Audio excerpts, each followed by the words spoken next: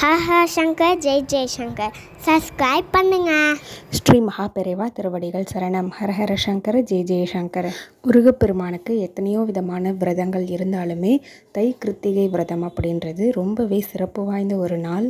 நமக்கு என்ன வரம் வேணுமோ அதை கேட்டு அடுத்த நொடியே கொடுக்கக்கூடிய அற்புதமான கடவுள் தான் முருகப்பெருமான். அற்புதமான நாளும் கூட.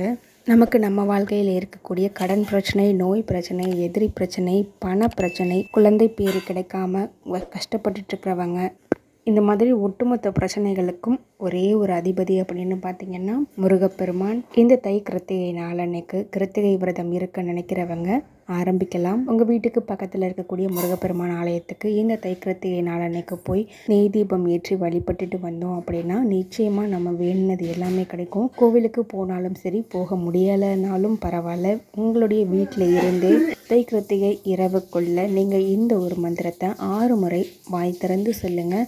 ஏன் 6 முறை சொல்லணும் அப்படின்னு கேட்டால், கார்த்திகை பெண்கள் 6 பேரால் வளர்க்கப்பட்டவர் தான் முருகப்பெருமான். முருகனுக்கு முகங்களும் 6, அதனால் 6 முறை இந்த ஒரு மந்திரத்தை நீங்கள் வாய் திறந்து சொல்லுங்கள். இந்த மந்திரம் முருகப்பெருமானுடைய மூல மந்திரம், கந்தகுரு கவசத்தில் சொல்லியிருக்கக்கூடிய அற்புதமான மந்திரம். இதை நம்மளுடைய வாழ்க்கையில் தினசரியே சொல்லி வந்தால் எந்த ஒரு பிரச்சனையும் நம்மளை அண்டவே அண்டாது. இந்த நாளில் தொடங்கி நீங்கள் தினசரியே சொல்லலாம்.